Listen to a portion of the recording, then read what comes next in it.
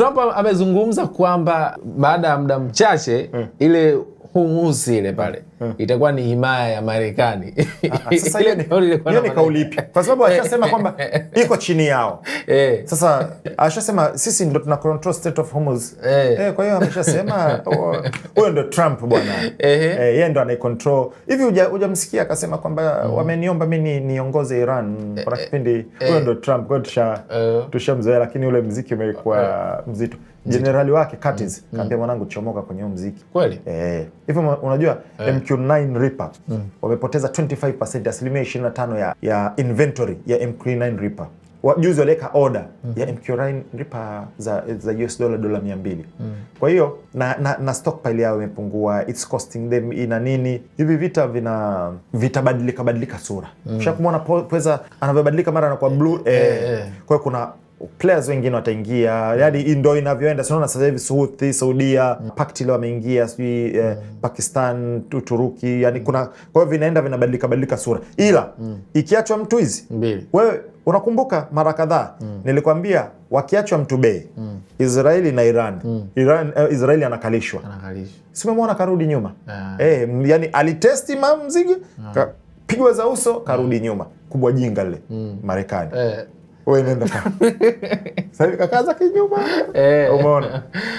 Na nimeona White House wameipinga ile kauli, akasema kwamba alichokizungumza Trump sio statement ya White House. Anasema kwamba State of Hormuz tunataka iwe himaya ya wapi ya Marekani. Unajua Marekani ni taifa ambalo ni heavyweight, ni taifa kubwa. Sio, umeelewa? Superpower mnaita, si ndio? Unavyoona kuna mikanganyiko hiyo inatoka kwamba kiongozi anazungumza. Unajua kuna mifano ambayo najaribu kuiweka, mfano ingekuwa ni Tanzania. Yaani mheshimiwa rais azungumza kwamba ile sehemu fulani itakuwa ni kitu, alafu aje aseme msemaji siwa ni nini, aseme bwana hatuko na rais. Tunavichukulia kawaida sana.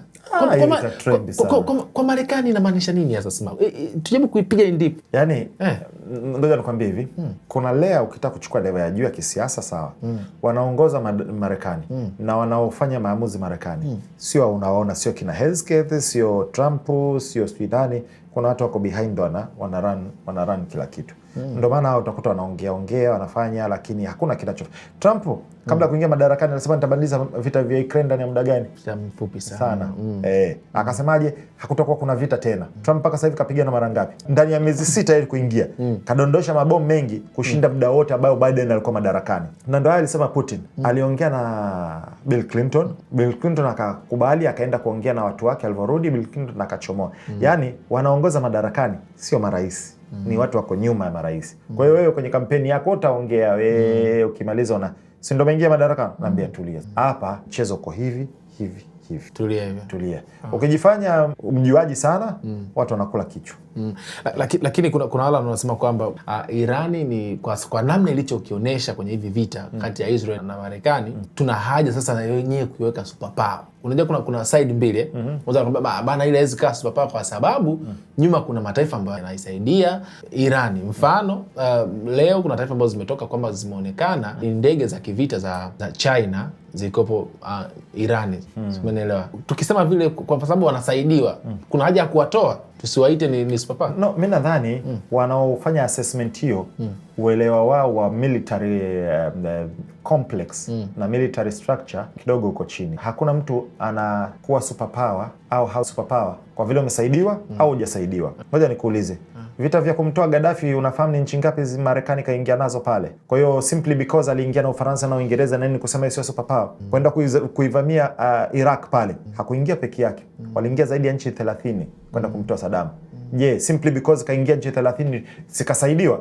Je, kusema sio superpower? Ni vita vingapi kwenye World War 1 na World War 2 kulikuwa kuna manchi? Hiyo assessment hiyo ni watu ambao uelewa wao ni mdogo. Superpower inabidi uwe na nguvu ambayo uko above the rest. Ni sawa wewe una iPhone 17 Pro Max. Alafu mwingine ana iPhone 17 ya kawaida.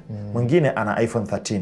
Ni viwango. Kwa hiyo Marekani kwa sababu ni superpower kwanza kiuchumi, sarafu yake ndio reserve currency, ila ana nguvu ya kiuchumi pale, nguvu ya kijeshi ambayo ina layers tofauti, domestic, lakini anaweza kuproject power abroad katika mabara yote. Sasa Iran sio superpower. Issue ni hivi, hauhitaji kuwa superpower kumpa kichapo superpower.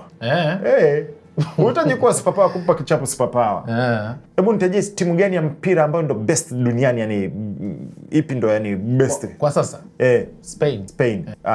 Kwenye kombe. Kwa hiyo ikitokea timu yote ambayo let's say imetokea Tanzania au imeifunga Cape Verde walitoka sare na Spain World Cup. Kwa hiyo wamelingana nguvu, basi wote ni super team. Au kwamba wakae namba moja pale wote. Hapa.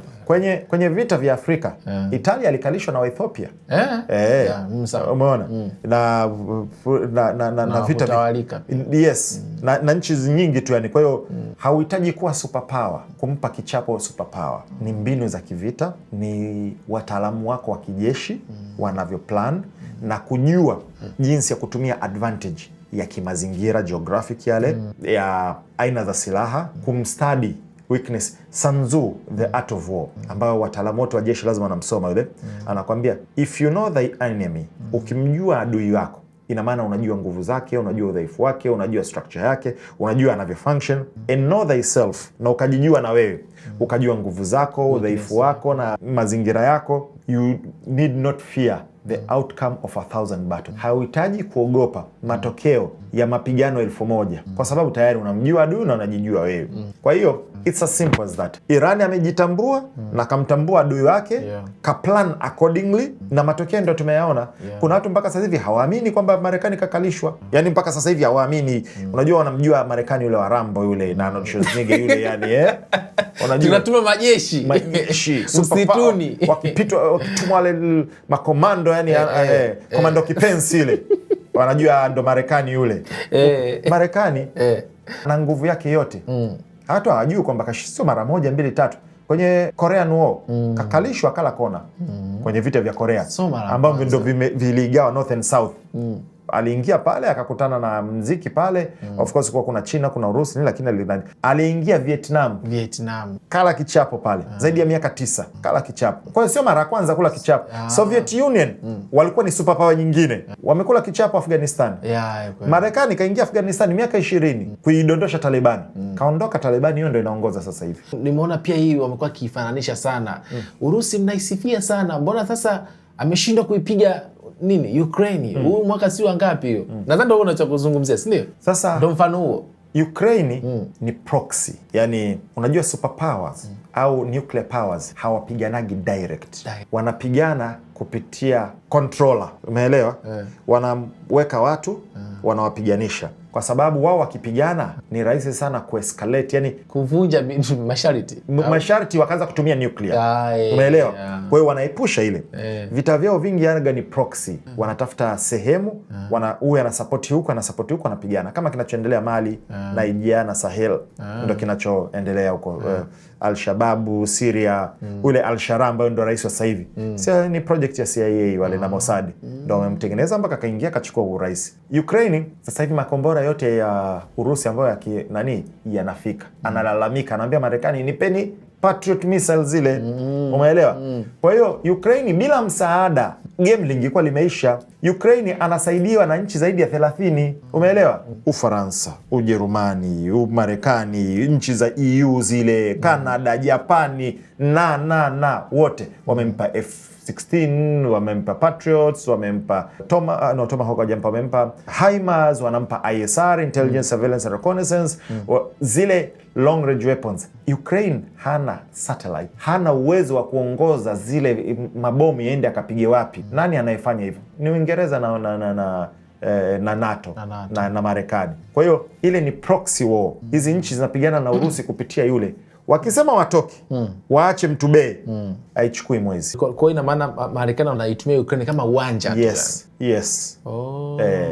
Kwa kumalizia sasa tufunge kipindi. Unadhani Irani imeacha sasa kuwasaidia watu wa huku Gaza na Wapalestina kwa sababu bado tunaona madhara ambayo pia Israel imekuwa ikiyapeleka kule bado yanaendelea vile vile, na tunakumbuka katika masharti ambayo waliyaweka ili kusitisha vita ilikuwa ni kuacha kushambulia. Lakini kila siku tunasikia watu kadhaa wameumizwa, watu kadhaa imekuwa hivi na hivi. panatuliaje kule? Sasa hapo kuna maswali mawili. Je, amesitisha msaada? Aliwasaidia ili wajisaidie, na ndio maana hata sasa hivi angekuwa bila uwezo wao kusurvive wangekuwa wameshaweka silaha chini, washa give up. Japokuwa juzi kwenye peace deal walikubali Hamas kuweka silaha chini, Israeli kakataa. Unaona Lebanon bado wanapambana, na sasa hivi wameingia kwenye drone warfare ambayo inamsababishia madhara sana IDF. Kwa hiyo mapambano bado yanaendelea. Of course sio kama ilivyokuwa mwanzo walivyokuwa na Syria, ilikuwa ni rahisi kupitisha nani pale. Sasa hivi unaweza kusema zimepungua, lakini wale pia wamejitengenezea utaratibu wa kujizalishia. Hicho ndio alichokifanya Iran. Iran kwa nini amekuwa very successful? Military industrial complex yake ni ya ndani. Yale mabomu, mizinga, ma drone anatengeneza ndani, sio ya kuimport. Kuna component ana import lakini anatengeneza mwenyewe. Ingekuwa kila kitu ni cha kutegemea kutoka nje, asingekuwa ametoboa. Kwa hiyo ameambukiza Yemen, Wahuthi. Hao madudu wanatengeneza wao wenyewe. Ndio maana wanaenda wanamkalisha Msaudia, na Saudia UAE wale ni jumba la vioo. Wanaenda kupigana na mtu mawe wakati wana jumba la vioo. Umeona? Na Gaza, ndio maana unakuta Gaza walikuwa wanatengeneza yale maroketi ya sukari, wanatengeneza wenyewe, wamebadilisha kadri. Unajua hivi, intelligence ni uwezo wa kubadilika kutokana na information au hali inavyobadilika. Ukijifanya mbishi unapotea. Kwa hiyo lazima vita vinavyobadilika na unavyobadilika, una adapt. Unaona silaha hii sasa hivi ilikuwa inafanya kazi, sasa hivi haifanya kazi. Mbinu hii ilikuwa inafanya kazi, imeshagunduliwa, tunabadilika. Uwezo wako wa kuadapt kama nyoka, kama kinyonga, yes, unabadilika. Ndio utaweza kusurvive, ndio utaweza kufikia malengo. Kuna watu ambao wameng'ang'ania ile, hapana, mimi kila siku nabadilika, kwa sababu kadri ninavyojifunza kitu kipya, kadri ninavyopata information mpya, na i-process na iangalia, na kitu kwenye intelligence kinaitwa actionable intel. Je, taarifa hii ni ya kuifanyia kazi? Kama ni actionable intel, then naifanyia kazi, nabadilika, ndio inavyotakiwa. Ila mtu ukibaki umeng'ang'ania tu, inakula kwako. Lakini nimeona hujampongeza ndugu yetu bwana Mwanza. Kwa kumalizia kabisa, ameoa binti wa Ruto bwana kule Kenya. Wakenya tumeiongelea nani? Tumeiongelea kwenye GPS. Tumeiongelea na nimetoa maelezo yangu na yako kwenye YouTube channel yangu. Yaani kwa ufupi, wa Kenya watu heshimu, sisi tunakuja kuchukua mwana pale. Kwa hiyo ndugu zetu wa Kenya, put some respect yani, kuja kuchukua sisi tuite first daughter mwali. Alafu wale ni Wasukuma. Wasukuma wale Mwanza wale. Atapigwa Naona show Katoro ile cha mtoto. Akija ile mapokezi atakakutana Mwanza. Wakenya atapiga saluti yani. Nimeona nani Rostam Aziz alikuwa pale akasema kwamba kiukweli sisi huku mkija huku tegemeni tu maajabu. Wajipange. Yaani wajipange. Yaani akija ile binti huku Mwanza. Tuombe Mungu atujalie twende tukafanye coverage kule. Kwani ngoja unavyoona sasa atahamia kuishi huko au atabaki kule kule? Itakuwaje? Hiyo sijajua sasa. Kwa sababu pale kuna a lot of unajua ile sio mtoto tu wa kawaida. Yule ni mtoto wa rais. Kwa hiyo anakuwa chini ya ulinzi wa rais. Kwa hiyo kuna vitu vingi ambavyo vitabidi vi discussed. Kama watajiridhisha kwamba akija huku atakuwa salama na ni vizuri aje huku kwa sababu ya mambo kadhaa, huenda akaja. Lakini pia akija huku kwa vile ni mtoto wa rais, itahusisha pia vyombo vyetu vya usalama kwa sababu ya kiprotokol, anabidi pia alindwe. Kwa hiyo kutakuwa yani sio issue simple sana. Kuna vitu vingi ambavyo vipo. Sisi mchumba ataka. Sasa ngoje, wewe umeangalia hivi. Hujajiuliza, je, mwana anahamia State House Kenya? Ndio maana anaingia State House Kenya. Kwamba anataka aishi Ikulu pale. Anaishi Ikulu. Sisi wengine Ikulu yetu hapa tujaenda Kanyaga. Mama yuko kule kwa Ruto sasa hivi. Wanamuita akipita na anapigiwa saluti muda wote. Hatari, anaita Chanel Ruto, anamuita hivyo binti yake. Kwa hiyo and she's beautiful, mashallah, she's beautiful nini. Ukiangalia kwenye picha nini anaonekana yuko happy, jinsi yuko comfortable na mshikati, she feels safe. Kwa hiyo big up kwao. Neno lako la mwisho kwa watazamaji wetu, tunawaachaje? Usia wa smart. Kuna mambo tunayapitia kwenye ngoja niweke kwenye engo hii ambayo tumeongelea ya Tito na Umumo. Ukitaka kumsoma mtu umjue karakta yake, angalia ni mipaka gani anaiheshimu na mipaka gani anaivunja. Hiyo itakwambia ni mtu aina gani kuliko hata maneno yake. Yani mwangalie, ukimwona mtu let's say mnafanya naye kazi, kuna deal ya kupiga, utasikia bana tuwe waungwana, tuwe staarabu, sijui nini, alafu ikitokea deal anapiga, never trust his words, usiamini maneno yake. Yale ni blank words, ni maneno ambayo hana. Anakuambia bana, unajua bana, uaminifu ndo nini na nini, afu ndo mpigaji namba 1. Au ndo yale unakuta mchungaji anaongeza la Bwana afu anakula kondoo. Kwa hiyo yani ukitaka kumsoma mtu angalia matendo yake, na matendo yake angalia mipaka yake. Ni kitu gani yuko tayari kufanya, ni kitu gani haiko tayari kufanya. Itakwambia zaidi ya wewe kumtambua karakta yake, kumtambua ni mtu aina gani, kuliko maneno yake. Kwa hiyo hiyo ni moja ya vitu ambao na mimi na formula washikaji nani lazima nimtest. Huwa na mitego yangu na mbinu zangu ambazo lazima nimtest ili nimjue karakta yake. Ili mimi sitaki surprise. Of course inatokeaga binadamu anaweza kukusurprise. Kwa kuja kutukana na kio pap. Unaanza kujiuliza ndo huyu? Sio ndo huyu. Hiyo mimi siangaliagi ndo najilaumu mimi. Nilishindwaje kusoma? Kila mtu ana patterns. Kila mtu ana red flags au ana green flags. Kuna vitu tu ukiweza kuvinotice hivi. Kama unaweza kusoma, unaweza ukajua what to expect. Unajua au how to deal with. Na moja ya formula muhimu sana ambayo ninadeal nayo is we teach people how to trust. Sisi ndo tunafundisha watu jinsi ya kudili na sisi. Wewe mtu akikuvunjia heshima tu, ukitolerate, anajua kumbe hata nikimzengua ataongeza. Mtu akikuvunjia heshima pale mweke sawa. Anajua kumbe huu ndo mpaka wake. We teach people how to treat us. Kwa hiyo ni vitu next time nitakwambia moja ya vitu muhimu sana ya communication skills. Moja watu wanapata shida sana ni jinsi ya kufikisha ujumbe wao clear katika jinsi ambayo inatakiwa ili wapili aelewe. Hiyo next time tutaiongelea. Sema asante sana kwa wakati wako, na sisi tumefurahia sana kuwa na wewe siku ya leo. Na naamini pia unajua mimi kutana na Sma bwana, vitu vinakuwa ni vingi sana. Tuna flow sana. Yaani muda tu wakati mwingine ndogo unakuwa ukuta anasema Sma asante sana kwa wakati wako bwana. Pamoja sana. Shukrani sana. One love. Tuendelee kupambana. Si ndio bwana? Inshallah. Fuse 96 links zidi kuenda matawi. Asante sana kwa comment tazama, tuambie pia kitu gani umefurahi sana kukisikia siku ya leo hapa, na tuambie pia unatamani siku nikutana tena na Sma nimuulize kitu gani. Mimi naitwa Victor Madaha. Asante kwa wakati wako. Bye bye. Asante kutazama interview hii. Usisahau kusubscribe, like, comment na kushare.